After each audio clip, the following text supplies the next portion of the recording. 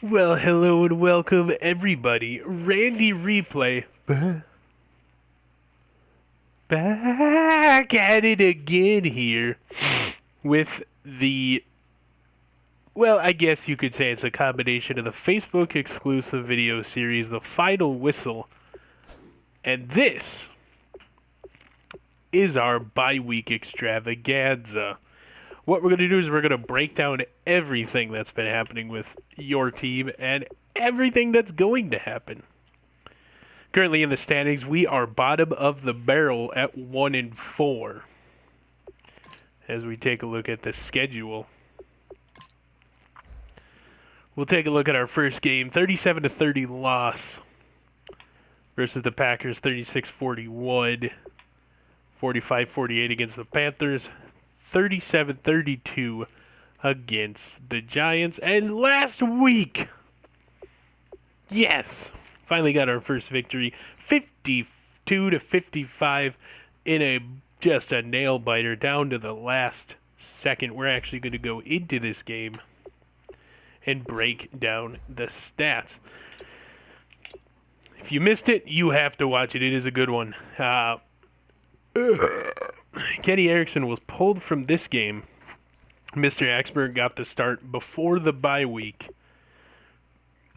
Passer rating of 125.6, 414 yards, 4 touchdowns, and the big one that I took away from this game, 0 picks. We committed 0 turnovers in this game and won it. Longest pass was 30. He was sacked twice, but 30 for 45, that is 66%. For those of you that don't know how to do math or didn't look over here, yards per average 9.2. You like to see that.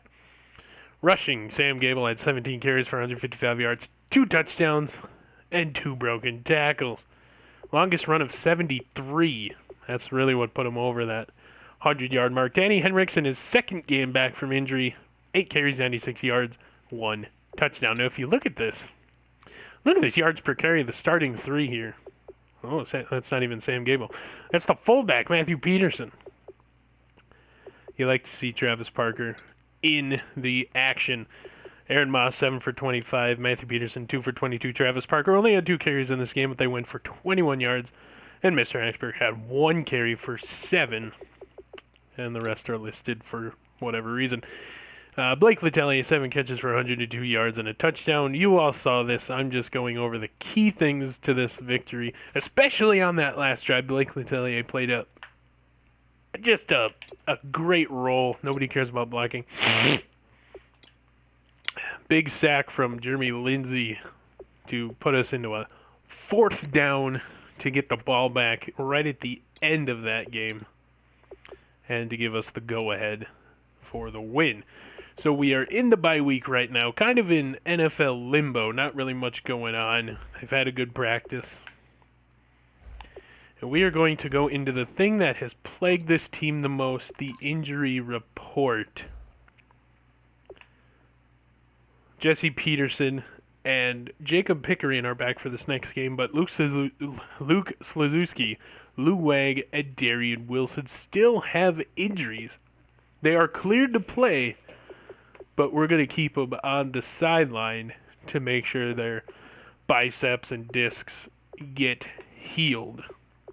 A lot of back injuries for this team.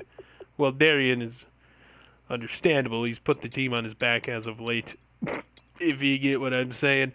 The Eagles' injuries, we have Logan, a partial MCL tear. He'll be out for 6 weeks. Mike Martin, he's out for 4 with broken ribs. And Jason Peters, he's out for 15 weeks, but is not on the injured reserve. Very interesting. So that left tackle position the left end position will be, it's going to be a big hole. It's just their whole starting offensive line, it looks like. Defensive tackle and left tackle, never mind, is just injured here. Offensive blitzing at its finest. So when Jesse Peterson comes back, with him coming back, he's going to be plugged into the starting rotation, and that will bump Travis Lee out of that needed spot as the fourth wide receiver comes back. So we're going to have Anthony Bisbee on the side, Jesse Peterson in the slot, Blake Latelli on the side, and Chris Kotorowicz as the fourth listed wide receiver. Of course, this all will change as we work on a rotating, like shifts, as you could say. Smeagol will get the start. It's just you have to go back to him after that performance that he gave. We're going to take a look at the season stats up to this point. Kenny Erickson, 1446 for yardage, 118 for 193. That is 61% for those of you that don't know how to do math or didn't look over here. 8 touchdowns, 11 picks. Average yards per game, 366 by bad. Passer rating of 74.7, 7.6 yards per average. He's been sacked 8 times, and the longest pass of 70 yards. On the other hand, this guy, 414 yards, 30 for 45. That's 66% for those of you that don't know how to do math or didn't look over here. Passing touchdowns, that is 4-0 in one game. Yards per average, 414 because it's one game. You really can't take that as a basis to give him the starting position. But we just feel like he will give us the best chance to win at this moment. Only been sacked twice. Rushing. Sam Gable, 97 carries inside of 5 games. 602 yards. He's averaging 6.2 a carry with 3 touchdowns. Averaging 120 a game. 2 fumbles, 14 broken tackles. 217 yards after contact. He's a big boy, so he'll get his yak yards. Longest run of 73 on the year. That is the longest for the team. He's played in all 5 games. Danny Hendricks, despite being injured for the first 2 games in the season, he is second in rush yards on the team. Not by much, though. 15 carries, 116 yards, a touchdown, averaging 7.7. That leads the team for running backs. As you can see, Kenny Erickson up there with 8 yards per carry. 1 rushing touchdown. Rushing average per game is at 58. 4 broken tackles, no fumbles. Aaron Moss, 31 carries, 112 yards, 3 touchdowns. That puts him up there. So this rotation is really working where we sub in and sub out quite often. 21 carries for Travis Parker, 111 yards, and 2 touchdowns. Matthew Peterson, of course, 5 for 41 and 1 touchdown. Darian Wilson had the 1 run in the opener for 5 yards. They never really went back to it. Yeah. So broken tackle leader is Sam Gable with 14, followed by Danny Hendricks and Luis Gonzalez. In the receiving game, Josh Gable, 21 catches for 213 yards and 2 touchdowns. Blake Latelli, 20 catches, 283 yards and a touchdown. Anthony Bisbee, 19 catches, 262 yards, no touchdowns there. Darian Wilson, though, checking out, 19 catches, 291 yards, 3 touchdowns. Running yards after catch, 106. Luis Gonzalez, 10 catches for 101 yards. Still no touchdowns, but, you know, he'll pick it up here. Jesse Peterson coming back from injury, already had 9 catches, 156 yards, and 1 touchdown. Chris Kotorowicz, 99 catches, 90 yards and a touchdown. Sam Gable, 8 for 50 and a touchdown. Matthew Peterson, 7 for 87, no touchdowns there. Travis Parker out of the backfield, 7 catches, 99 yards. Aaron Moss out of the backfield, 6 catches, 119 yards, and 1 touchdown. Luke Slazewski, this is the big story here. 5 catches, only 41 yards prior to going down on injury, but I like this yards, average yards per game.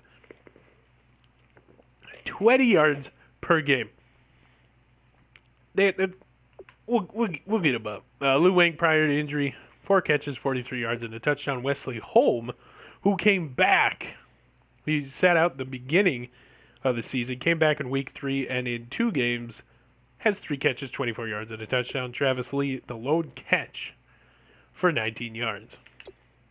Nobody cares about blocking, so we're going to go right onto the defense. And through 4 weeks, your overall tackle leader is Aaron Nelson with 39 out of the safety position. That's what I like to see.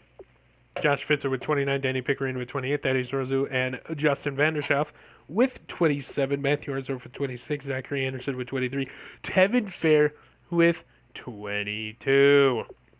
G. Muckwa with 21, Otis McMiller with 17, Ryan. Robert Nichols, 14 total tackles, Scott Ruthville, 13, Kevin Stark, 13, Sean Clausen, 11, Nick Brown, 10, Dan Nolte, 9, Paul Fritchie, 8, Ryan Bulow, 8, Josiah Russell, 7, Jimmy Lindsay, 7 as well, Richard Salty, 6, Roy Beeler, 6, Jacob Pickering through the first 2 games,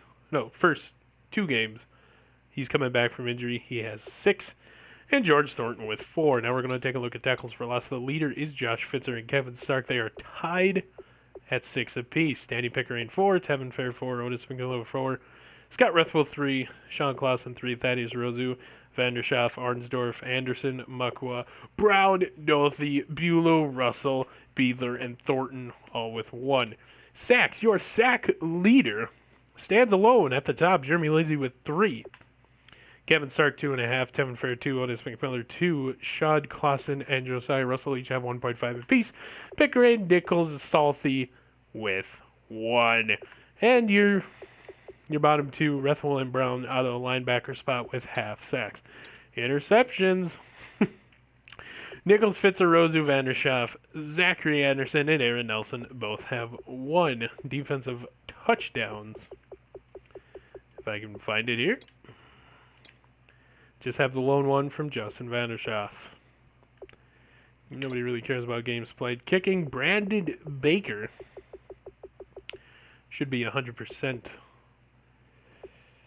Apparently he's made 0 field goals. And 0 extra points. I know that is wrong. Must have a glitch in the system.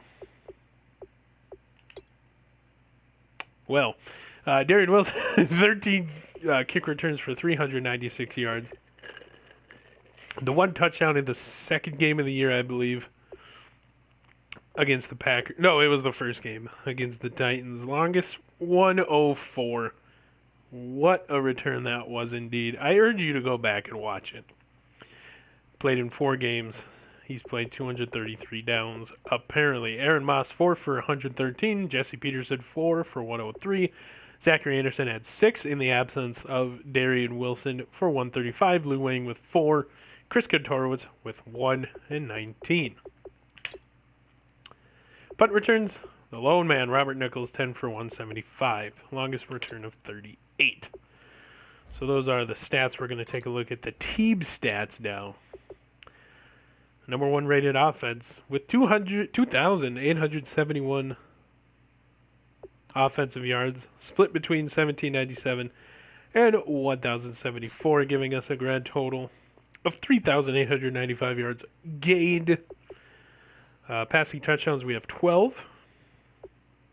Rushing touchdowns, we have 10. 137 first downs. Defense, on the other hand, we are not last in the league. We're 31st with 2,607 yards allowed. That is 1993 through the air and 614 through the ground. We're just getting torched. Points allowed, 215, everybody. Second in the league. QB sacks allowed, 16. Fumble recoveries. And we've thrown 8 interceptions. Or do we have 8 interceptions? I believe that's 8 interceptions. I could be wrong because we've thrown a lot. Conversion percentages.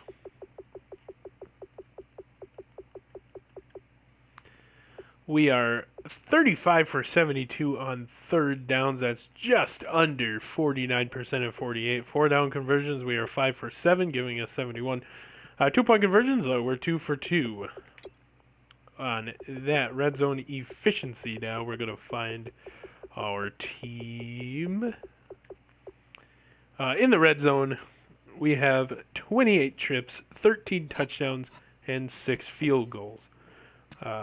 67% scoring percentage. Red zone defensive trips, 10 touchdowns allowed, 8 field goals. Every single time a team gets in our red zone, they score. 100%. Not good. Penalties. We have the lowest amount of penalties in the league with 10 and 63 yards. Also the lowest in the league. Turnovers. This is where we... Oh, we're not the worst.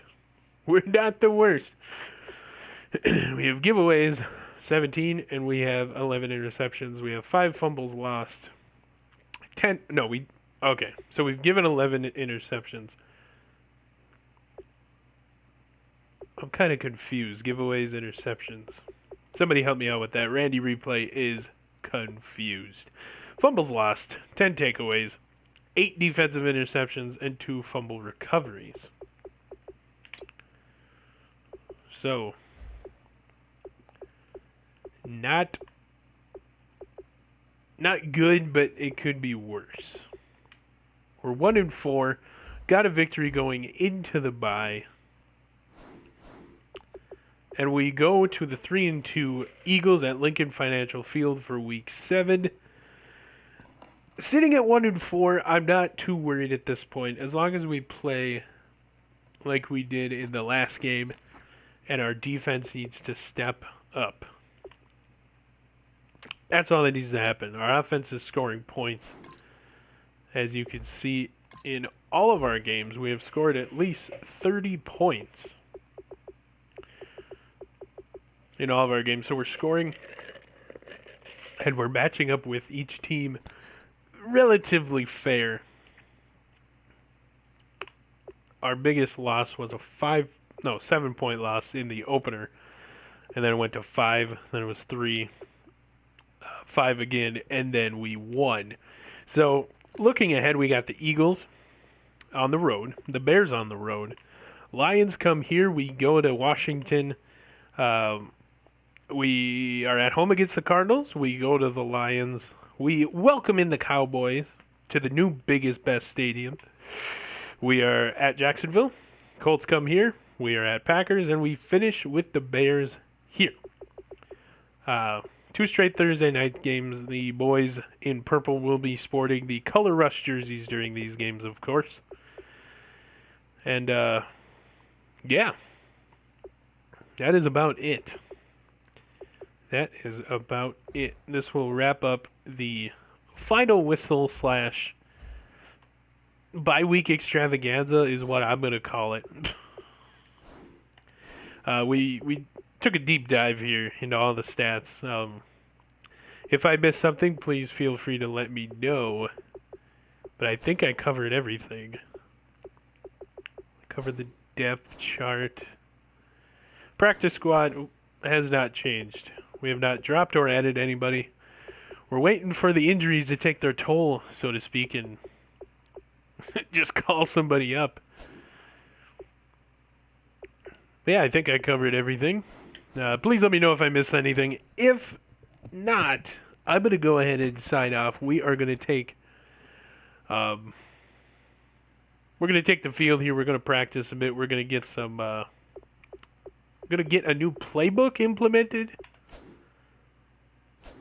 Actually, I could go over that right now.